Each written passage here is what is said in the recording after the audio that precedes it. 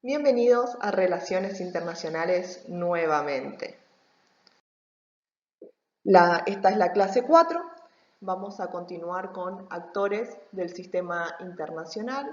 La clase pasada terminamos con los estados, sistema de estados, y particularmente lo que vimos la clase pasada fueron las potencias. Hoy vamos a ver los organismos internacionales. ¿Qué son los organismos internacionales? Siguiendo con la lógica que venimos utilizando desde el principio de las clases, que es con esta lógica sistémica, vamos a entender que la organización internacional es un proceso. Y entonces que los organismos internacionales lo que representan es una foto de este proceso en un determinado momento de la historia. Para fines del siglo XX, el conjunto de la sociedad estaba organizada y por eso se dio un aumento exponencial de organismos internacionales, particularmente después de 1945, y se da otro aumento exponencial o proliferación después de 1990. También esto se debe a dos hechos particulares. En 1945, cuando Estados Unidos se vuelve el principal líder del mundo occidental, y después en 1990, cuando Estados Unidos se vuelve la potencia hegemónica de todo el sistema internacional. ¿Por qué? Porque es la forma de organización que Estados Unidos privilegia. ¿Cuáles son los elementos que componen a un organismo internacional? O sea, ¿qué elementos hacen que un organismo internacional sea organismo internacional y no otra cosa? En primer lugar, su carácter interestatal. ¿Qué significa esto? Que está compuesto por estados. En segundo lugar, base voluntaria. ¿Qué quiere decir? Que los estados están ahí porque quieren. Acuérdense siempre del principio de soberanía, que nadie puede obligar a un estado a hacer lo que no quiere, en principio. El tercer elemento es que tiene órganos permanentes, es decir, que tiene una estructura. El cuarto elemento es que tiene una voluntad autónoma. ¿Qué quiere decir esto? Es decir, que tiene una voluntad aparte que o puede ser distinta a la que tienen los estados que componen al organismo. El quinto elemento es que tiene una competencia propia. Acuérdense qué quiere decir competencia. Competencia es un término legal. Ustedes ya lo vieron en derecho, que es una atribución que se le da. Y el sexto elemento es que tiene que haber cooperación entre sus miembros, o sea, entre los estados. ¿Para qué? Para satisfacer los intereses en comunes. Entonces, ¿cómo queda la definición? Queda: la organización internacional es una asociación entre estados establecida mediante un acuerdo internacional. Entonces, acuerdo internacional va a ser la herramienta legal que nos va a ayudar a estructurar nuestro organismo. Por 3 o más estados. ¿Sí? 3 o más estados.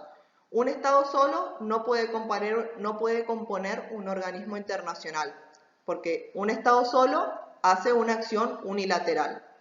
2 estados firman un acuerdo bilateral. Tienen que ser 3 o más. Para la consecución de unos objetivos. Tiene que tener objetivos. Dotado de una estructura institucional con órganos permanentes, que es lo que habíamos dicho en los elementos, propios e independientes de los estados miembros. La primera organización internacional de la cual se tiene datos fue una organización para la navegación del río Rin, que se estableció en 1815, que muy a pesar de los internacionalistas, fue una organización que se crea para el comercio internacional. ¿Por qué digo a pesar de los internacionalistas?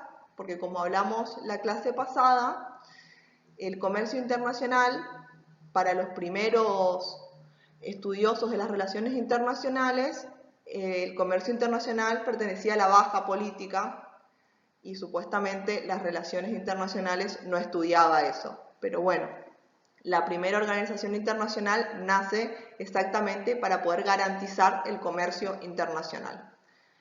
Como dijimos hace unos minutos atrás, después de la Segunda Guerra Mundial, se da un boom de organizaciones internacionales, uno por la organización, el estadio de organización que tiene la sociedad internacional y en segundo lugar porque es la forma de liderazgo y de organización que privilegia Estados Unidos después de 1945, siendo que va a ser el principal líder del sistema internacional. Actualmente existen más de 300 organizaciones internacionales. Podemos decir que son muchas, teniendo en cuenta que en el mundo existen alrededor de 200 estados independientes.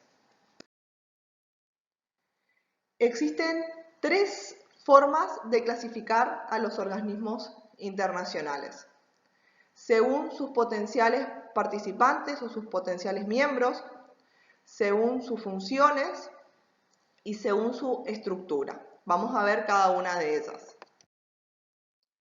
Según sus potenciales participantes, ahí tenemos dos tipos de organizaciones. Pueden ser organizaciones universales, que son aquellas que están abiertas para la participación de todos los estados del sistema, ¿sí? O sea, no hay restricción para ningún miembro. Un ejemplo de este tipo de organizaciones son las Naciones Unidas, el Fondo Monetario Internacional. El segundo tipo serían las organizaciones restringidas o regionales. Estas organizaciones sí restringen los potenciales miembros, ¿sí? Los restringen o limitan por cuestiones geográficas o funcionales. Ejemplo de este tipo de organizaciones son el Mercosur, la Unión Europea. No cualquier estado del sistema internacional puede ser miembro del Mercosur o de la Unión Europea. Para ser miembro del Mercosur tenés que ser un país de América del Sur. Para poder ser miembro de la Unión Europea tenés que ser un país europeo, o sea, tenés un límite geográfico. La segunda clasificación es según las funciones del organismo. Ahí también tenemos dos tipos de organismos. Tenemos las organizaciones diversificadas o con fines generales, que son aquellos organismos que abordan todos los temas, ¿sí? O que abarcan una gran cantidad de temas, como por ejemplo las Naciones Unidas y nuevamente el Mercosur, que abarcan temas sobre comercio, sobre economía, sobre derechos humanos, sobre democracia, sobre política. Y después tenemos organizaciones con fines específicos o limitados, que son organismos que tienen competencias muy concretas. Por ejemplo, la Organización Mundial de la Salud, que abarca solamente salud. La Organización Mundial del Turismo, que abarca solamente el turismo. La Organización de Estados Americanos, que abarca solamente temas de seguridad del hemisferio. Y tenemos una tercera clasificación que es según la estructura institucional. Ahí vamos a tener tres tipos de organismos distintos. La primera es un modelo muy simple que se dio en los primeros organismos internacionales, que estaba compuesto por un órgano político y por un órgano administrativo, que es el ejemplo que está en el círculo rojo, que es una asamblea o un plenario y un secretariado. Un ejemplo es la OTAN, que es la Organización del Transatlántico Norte. Búsquenla, busquen en internet, es la organización que utilizó y que utiliza Estados Unidos para hacer sus alianzas militares y la utilizó desde 1947 durante toda la Guerra Fría y hasta el día de hoy la sigue utilizando para llevar todo lo que son sus acciones militares en el mundo. El segundo es el modelo extendido, que es el más usado por los organismos universales. ¿Sí? Tiene un plenario, un órgano restringido que emana de ese plenario y un secretariado, como la ONU. ¿Sí? Tenemos una asamblea general, un secretariado y un consejo restringido, que en el caso de la ONU es el Consejo de Seguridad, que es el que está en círculo acá.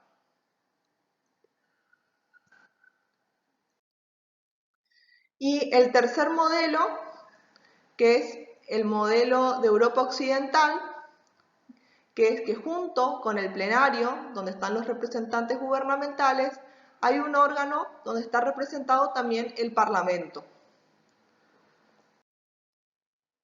¿Sí? Tenemos el Consejo de Ministros, la Asamblea Parlamentaria y un secretariado que es siempre el órgano administrativo, ¿no?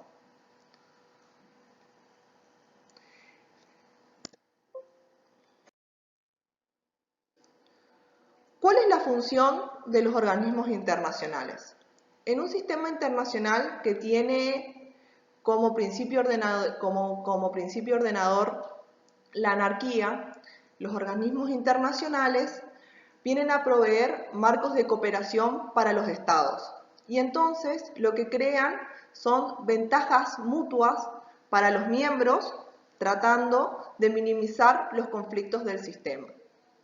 Eso, en simples palabras, es lo que, y en líneas muy generales, es lo que tratan de hacer los organismos internacionales.